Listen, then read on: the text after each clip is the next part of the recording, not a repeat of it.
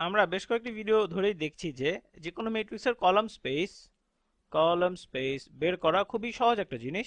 এবং এই ক্ষেত্রে আমাদের এ এর কলাম স্পেস সমান হবে এর কলাম ভেক্টরগুলোর যা বিভিন্ন লিনিয়ার কম্বিনেশন। সুতরাং এটা সমান হবে, এটাকে আমরা বলতে পারি ব্যাপ্তি বা স্প্যান এই কলাম ভেক্টরগুলির। তাহলে আমরা যদি এই কলাম ভেক্টরগুলোর নামকরণ করে ফেলি, এখানে ধরি প্রথমটার নাম দিলাম A1, পরেরটার নাম দিলাম A2, এভাবে এটা A3, এটা A4 এবং এটা হচ্ছে তাহলে A5।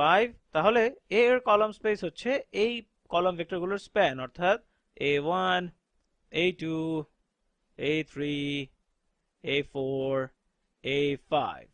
এখন আরেকটা প্রশ্ন হচ্ছে যে এরা কি কলাম স্পেস এর বেসিস গঠন করে কিনা, বা আরেকটা আকর্ষণীয় প্রশ্ন হচ্ছে যে এর কলাম স্পেসের বেসিস আসলে কি। এই ভিডিওতে আমি তোমাদের মূলত এটাই দেখাবো, মানে একটা পদ্ধতি দেখাবো যে মানে এর কলাম স্পেসের বেসিস কিভাবে বের করতে হয়। এবং এই ভিডিওতে হয়তো আমি সময় পাবো না, পরবর্তী ভিডিওতে আমি তোমাদের এটা প্রমাণ করে দেখাবো যেটা কেন কাজ করে। তাহলে এখানে আমরা বের করতে চাচ্ছি আমাদের এর কলাম স্পেসের বেসিস ফর কলাম স্পেস এ। এবং বেসিস মানে হচ্ছে সেই ভেক্টরগুলিকে আমাদের কলাম স্পেসকে স্প্যান করতে হবে, অর্থাৎ আমাদের কলাম স্পেসের ব্যাপ্তি হতে হবে। এবং এই ভেক্টরগুলি অবশ্যই মানে আমাদের কলাম স্পেসের মানে স্প্যান, এটা তো আমরা এখানে দেখতেই পাচ্ছি। তবে বেসিস হতে হলে এটাকে আরেকটি বৈশিষ্ট্য থাকতে হবে, সেটা হচ্ছে কলাম স্পেসগুলোকে রৈখিকভাবে স্বাধীন বা লিনিয়ারলি ইন্ডিপেন্ডেন্ট হতে হবে। এবং আমরা এখনো জানি না যে এই ভেক্টরগুলোর মধ্যে কোনগুলো বা কোন সেটগুলো লিনিয়ারলি ইন্ডিপেন্ডেন্ট। তাহলে এখানে মূলত তোমাদের প্রমাণ না, আমি এখানে তোমাদেরকে দেখাবো যে তোমরা কিভাবে বেসিসটা পাবে। তাহলে চলো, আমাদের প্রথম কাজ হচ্ছে আমাদের এখানে এটাকে রিডিউসড এচেলন ফর্মে নিয়ে যেতে হবে। এবং সেটা করার জন্য আমরা যেটা করতে পারি, তাহলে চলো আমরা আমাদের প্রথম সারিটাকে অপরিবর্তিত রাখি। 1 0, আচ্ছা না ধরো এটাকে এদিকে করি, ডান দিকে করি। তাহলে এটা হচ্ছে 1 0 -1 0 4। এবং আমাদের দ্বিতীয় সারিকে চলো আমরা দ্বিতীয় সারি বিয়োগ 2 গুণ প্রথম সারি দ্বারা প্রতিস্থাপন করি। তাহলে দ্বিতীয় সারিটি হয়ে যাচ্ছে 2 বিয়োগ 2 গুণ 1, তাহলে প্রথম উপাদানটি হবে 0। তারপর 1 বিয়োগ 2 গুণ 0, অর্থাৎ এটা হবে 1। তারপর 0 বিয়োগ 2 গুণ -1, 0 বিয়োগ -2, সুতরাং এটা হয়ে যাবে 2।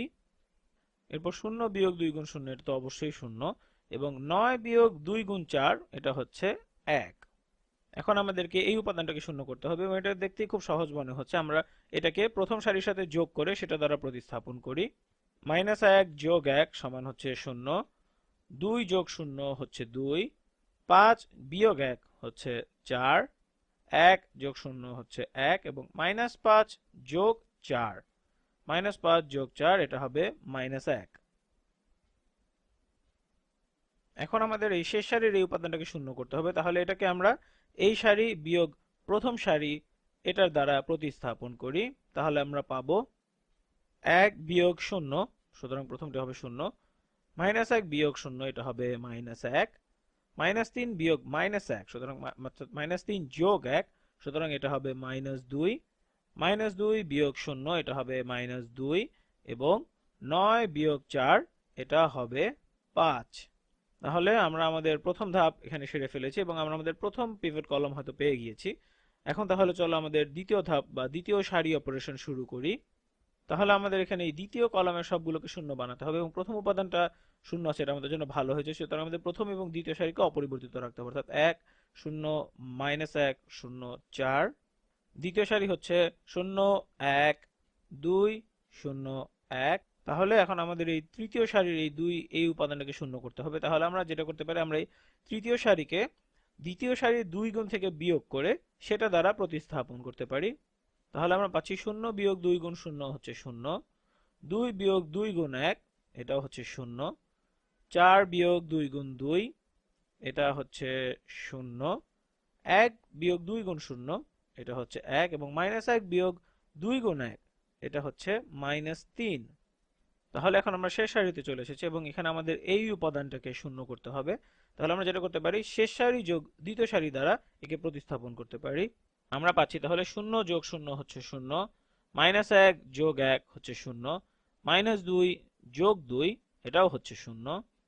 তারপর হচ্ছে -2 যোগ 0, এটা হচ্ছে -2 এবং শেষ উপাদানটি হচ্ছে 5 যোগ 1 অর্থাৎ 6, সুতরাং শেষ উপাদানটি হচ্ছে 6।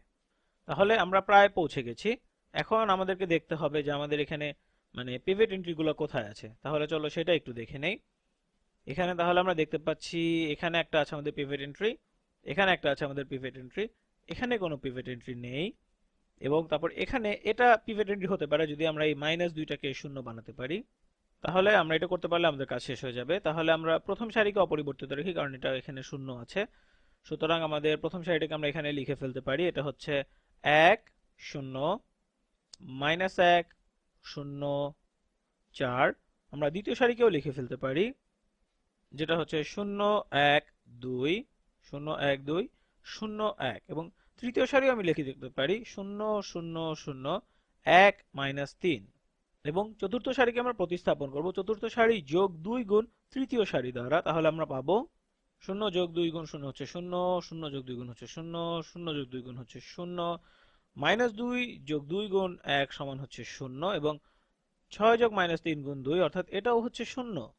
তাহলে আমরা আমাদের কাজ করে ফেলেছি। আমরা আমাদের ম্যাট্রিক্সটাকে রিডিউস রো এচেলন ফর্মে নিয়ে গেছি।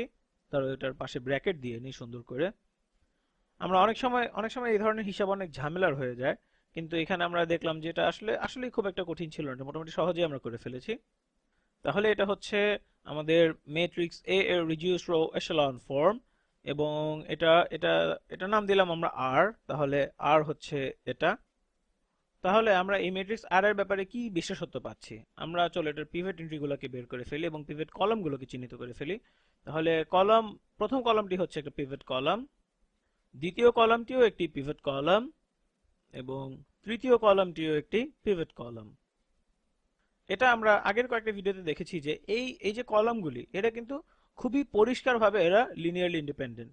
এবং কিভাবে আমরা এই কথাটা বলতে পারলাম, কারণ দেখো এখানে প্রথম উপাদানটা হচ্ছে 1। আচ্ছা, আমরা কিন্তু মানে শুধু এই পিভট কলামগুলোকে নিয়ে কাজ করব, সুতরাং এদের নাম দিয়ে দিই। ধরো এটা হচ্ছে R1, এটা হচ্ছে R2, এটা হতো R3, তাহলে এটা হবে R4। তাহলে এই তিনটি ভেক্টরের সেট অর্থাৎ R1 R2 R3, এই তিনটি ভেক্টরের সেট এরা পরিষ্কারভাবে লিনিয়ারলি ইন্ডিপেন্ডেন্ট। এখন তুমি প্রশ্ন করবে যে এটা কেন। তুমি দেখো এখানে প্রথম উপাদানটা হচ্ছে 1 এবং বাকি দুটোর প্রথম উপাদান কিন্তু 0, এবং পিভট এন্ট্রির সংজ্ঞাটাই হচ্ছে এটা, যেটা যেখানে 1 থাকে এবং সারির বাকি উপাদানগুলো হয় 0। এটা পিভট এন্ট্রির সংজ্ঞা অনুযায়ী এটা সত্য। এবং তুমি দেখতে পাচ্ছ যে এখানে একটা 1 থাকবে এবং বাকি, যেহেতু আমরা বললাম যে বাকিগুলো 0 থাকবে, এবং শূন্যর এমন কোনো কম্বিনেশন আমরা নিতে পারবো না যে শূন্যর যে কোনো কম্বিনেশন থেকে আমরা 1 পাবো। আমরা শূন্যকে 100 দ্বারা গুণ করি, তারপর এই শূন্যকে 3 থেকে বিয়োগ করি, যাই করি না কেন আমরা এখানে কিন্তু শূন্যই পাবো। সুতরাং শূন্যের এমন কোনো কম্বিনেশন নেই যেই কম্বিনেশন থেকে আমরা এখানে 1 পাবো, তাই না? একইভাবে এই উপাদানটার জন্য এই বাকি শূন্য দুটার কোনো কম্বিনেশনই এই একটা আমাদেরকে দিতে পারবে না। এবং মানে যখন আমরা রিডিউস এচেলন ফর্মে নিয়ে কোনো একটা পিভট কলাম পাই, তখন সেটা কিন্তু মানে সংজ্ঞানুযায়ী সেই এক হচ্ছে ওই সারির একমাত্র এক, এবং এটা সবসময়ই সত্য হবে। তাহলে নিশ্চিতভাবে এরা লিনিয়ারলি ইন্ডিপেন্ডেন্ট। এবং আমি এটা তোমাকে এখনো প্রমাণ করে দেখাইনি যে রিডিউস এচেলন ফর্মে যে পিভট কলাম সেটা তার সম্পর্কিত এ ম্যাট্রিক্সের কলাম, অর্থাৎ মানে রিডিউস এচেলন ফর্মে নেওয়ার আগে এই কলামটি ছিল A1, মানে এখানে এর তিনটি ভেক্টর অর্থাৎ A1 A2 এবং A4, এই ভেক্টরগুলো লিনিয়ারলি ইন্ডিপেন্ডেন্ট হবে। তাহলে আমরা এখানে লিখতে পারি A1, আচ্ছা এগুলোকে গোল করে দিই, A1 A2 A4। তাহলে লিখি A1 A2 A4, এই ভেক্টরগুলি, আচ্ছা এটাকে সেট নোটেশন দিয়ে লিখি। তাহলে এই ভেক্টরগুলো লিনিয়ারলি ইন্ডিপেন্ডেন্ট হবে। এখন যদিও আমি এটা তোমাকে প্রমাণ করিনি, তারপর আমি মনে হয় তুমি ধারণাটা পেয়েছো। মানে আমরা যখন রিডিউস এচেলন ফর্মে নিয়ে যাই তখন ম্যাট্রিক্সের মূল জিনিসটা কিন্তু পরিবর্তন হয় না। মানে আমি এখানে মূলত তোমাদেরকে, আমি এটা আরেকটু ভালো মতো বলবো, আমি এখানে মূলত তোমাদের কলাম স্পেসের বেসিসটা বোঝানোর চেষ্টা করছি। তাহলে এরা লিনিয়ারলি ইন্ডিপেন্ডেন্ট। এখন প্রশ্ন হচ্ছে এরা কি এই কলাম স্পেসকে স্প্যান করে কিনা। মানে এই পাঁচটি ভেক্টর যারা আছে এরা অবশ্যই, এরা সবাই আমাদের কলাম স্পেস এর কলাম স্পেসকে স্প্যান করে। তাহলে আমরা যদি এটা দেখাতে পারি যে আমাদের যে নন পিভট কলামগুলি আছে, এবং এটা আমরা সবসময়ই দেখাতে পারবো যে আমাদের পিভট কলামগুলোর মানে লিনিয়ার কম্বিনেশনের মাধ্যমে আমরা নন পিভট কলামগুলোকে প্রকাশ করতে পারবো। আমি এই ব্যাপারে কিছুটা আঁচ দিয়েছিলাম তোমাদেরকে গত ভিডিওতে যখন নাল স্পেস বের করেছিলাম, কিন্তু আমরা মূলত বলতে চাইছি যে পিভট কলামগুলো দ্বারা আমরা নন পিভট কলামগুলোকে প্রকাশ করতে পারি।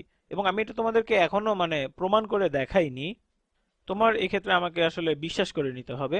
এবং যদি তুমি বিশ্বাস করো, তার মানে আমাদের কিন্তু এই কলাম এবং এই কলামটি দরকার নেই, মানে এটা স্প্যান করার জন্য এই কলাম দুটি দরকার নেই।